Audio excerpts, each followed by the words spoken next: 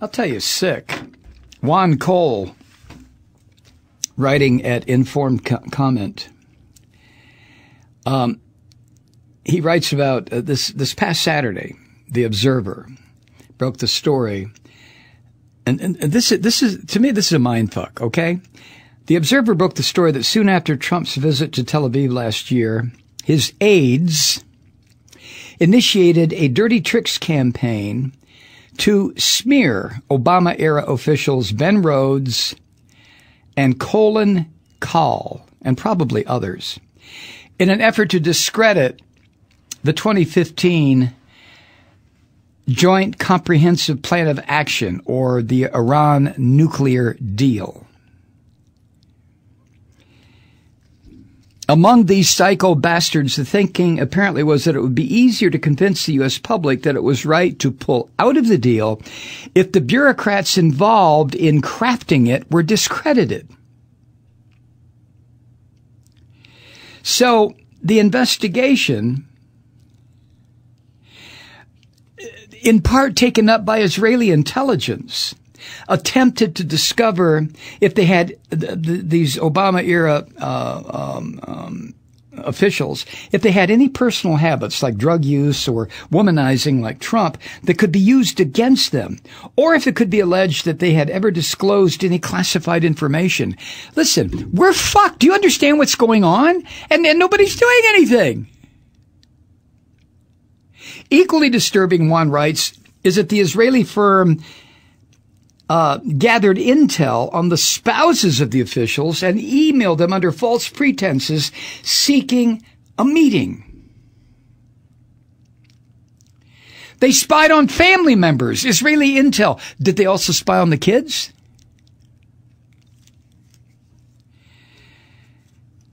Making policy by destroying the reputation of middle management in the government, and this is an understatement, is highly destructive of the democratic process. Yeah. Ronan Farrow, writer for The New Yorker, who recently won a Pulitzer Prize for his expose on, what was his name, the Hollywood producer? Weinstein. That Ronan Farrow now reports that the Trump aides who targeted former Obama administration officials Ben Rhodes and Colin Kahl used the Israeli agency called Black Cube. Now, that was the same agency used by Harvey Weinstein to keep his victims of sexual harassment in line. Can you fucking believe this? This company, Black Cube, advertises itself as being able to provide the best former Mossad agents for the job. But if they're the best, why are they former? Oh, well.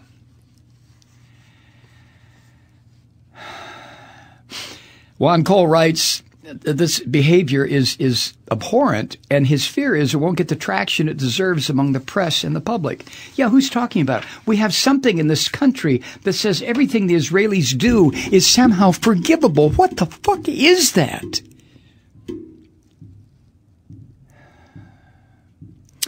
Juan Kahl writes, one reason I mind about all this, other than the dastardly skullduggery of it all, is that I've been at the receiving end of at least one similar conspiracy by a White House. Someone in the National Security Agency or National Security Council in the Bush era asked the CIA to try to dig up dirt on me and to destroy my reputation as a way of discrediting my critique of the Bush administration's illegal invasion and occupation of Iraq. Now, since the CIA by law cannot spy on American citizens on American soil, that action that the CIA performed for Bush endangered the agency, which is why some appalled analysts eventually found a way to blow the whistle. So it leads you to believe that maybe the Trump fuckers went to Black Cube to avoid that kind of pushback from the U.S. intel community, which the Trumps don't trust them anyway. Juan Cole writes, some advice to Trump and the Israeli firm. Using a company called Black Cube automatically marks you in the forthcoming Hollywood film as the evil supervillain.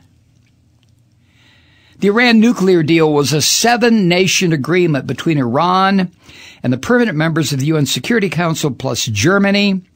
As an informal representative of the European Union, it cannot actually be undermined by destroying the reputation of some not very well-known Obama-era officials. But we live in the era of successful propaganda and the abdication of reason, all based on ridiculous, implausible conspiracy theories.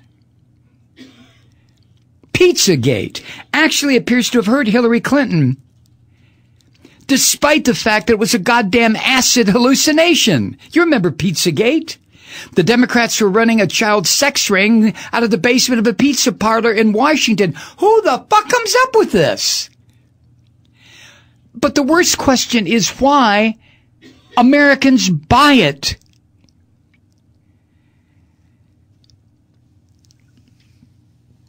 Juan Cole writes, there's only one word for a sitting U.S. administration that deploys a foreign intelligence firm linked to that of a foreign government that has a vested interest in shaping U.S. intelligence to trick Congress and the U.S. public by smearing dedicated, as it turns out, upright public servants. You know what that word is? Do you know what that word is, Kathy? That word's treason. And we're not doing anything. The day's coming. I swear to God, the day is coming. There's going to be blood in the streets. There really is. And you know what the horror of this? I didn't see the article, but I read a headline that Trump's approval ratings are going up.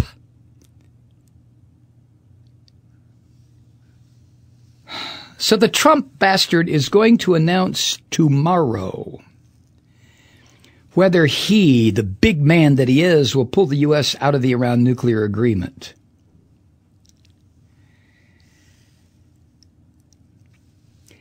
And this TV star turned fake president tried to build anticipation about his decision today. They had an afternoon tweet that said, quote, I will be announcing my decision on the Iran deal tomorrow from the White House at 2 p.m. Boom, boom, boom.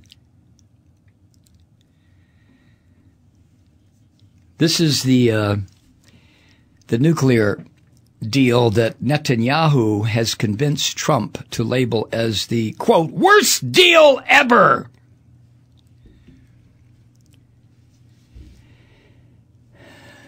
Trump actually faces a May 12th deadline to decide whether to extend the sanctions relief that were put in place by Obama. If he decides to reimpose sanctions on Iran, the entire deal will fall apart.